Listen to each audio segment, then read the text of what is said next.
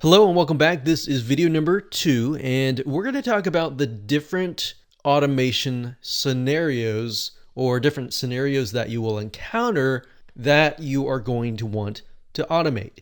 So this is kind of a brief overview of what we'll talk in more depth in the future videos. So I'm logged into a real live WordPress site.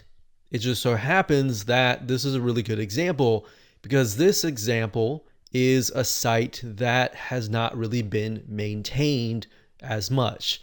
So first things first, when it comes to WordPress maintenance, you need to keep it updated in terms of the WordPress core version, the theme updates, and as well as the plugin updates.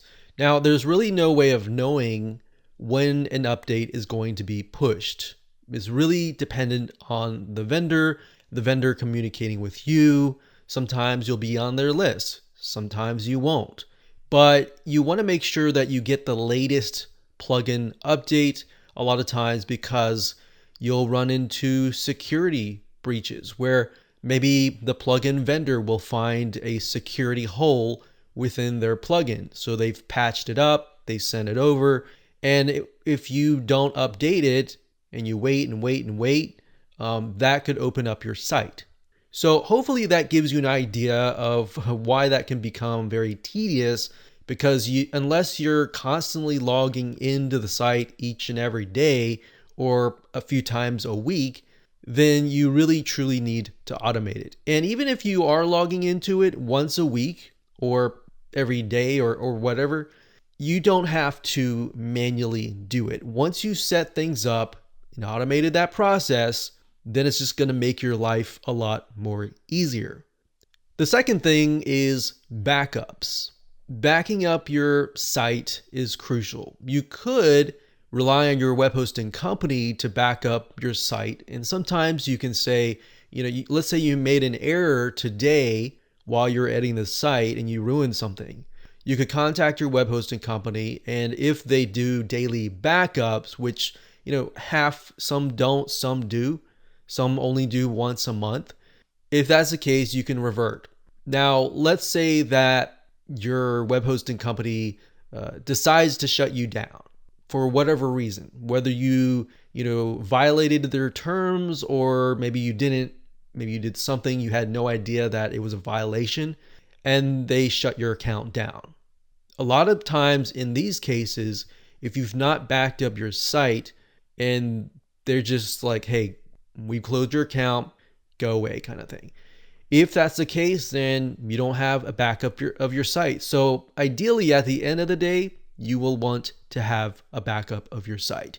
Now, backups typically are either you can do them manually by installing a plugin and clicking backup, or you can set it up so that it automatically backs up, let's say, for example, every day at midnight. And then maybe once the backup is done, it uploads it to something like Dropbox, Google Drive, or somewhere off of the server. So that's another way to automate your site. And then I briefly talked about this in the intro, but in terms of content marketing, you want to be able to schedule your posts or your pages, because as time goes on and your website grows, you're going to create more content. Content creation takes time. So the best thing you can do for yourself is to automate the content schedule. Now, obviously you can't automate content creation unless maybe you're hiring somebody to create content from scratch. And then of course, moving on, we have things like social media, auto publishing, which is what we talked about in the previous video. Now going through here, besides the updates, so if I go, click on updates here, you'll see that these two plugins need to be updated. And if I scroll down, you'll see that all of these different themes, some of these themes, maybe I need to go ahead and delete some of them or update some of them. So if I go to appearance and themes, for example, if I were having to go through every single one of these, now obviously in this case, you're not going to have this many themes, but if you want to keep up to date with all the new latest features and all that the vendor has pushed out, you have to click update now. Then you have to go to the plugins section and you're going to have to click, update here, and it just gets really tedious. Now, going down, we also have spam. So this, for example, is the Akismet anti-spam. I'll talk more about this later on. But one thing that you're going to run into when you run a blog or anything like that is spam.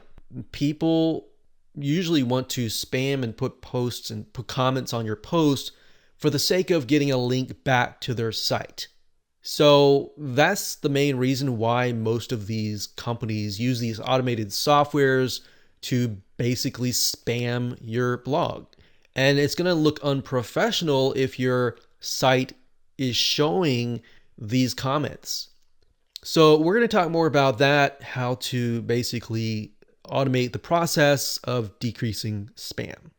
Another issue is images. So let's say we go to media library. One of the major downsides in terms of a website that is slowing down is the images. So in other words, every time you upload an image and you post it on a post or a page, it can slow down your site. And the slower your site is, the higher the bounce rate, or in other words, the higher chance a visitor is going to come to your site and leave your site, and it's going to affect your rankings. So bearing that in mind, you want to have a system where you can simply upload your images, and then immediately upon uploading those images, you can have the system basically optimize, meaning it could take a big size image and size it down, maybe make it so it's not as clear, but it's clear enough, and it sizes it from like 10 megabytes down to maybe 100 kilobytes. So obviously that's big jump, but ideally most of the time it's going to be 1 or 2 megabytes, and then you can use these plugins to automatically size it down. So instead of having to go to Photoshop and then decrease the size and then re-upload the image and doing all that manual tasks, you can automate this process as well.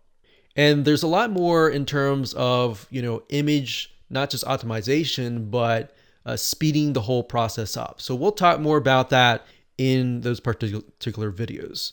And then we have like database optimization. As your site grows, more posts, more pages, more comments, and all of that, your database is going to grow. So you want to make sure that just like themes and plugins, you're going to be able to optimize your database.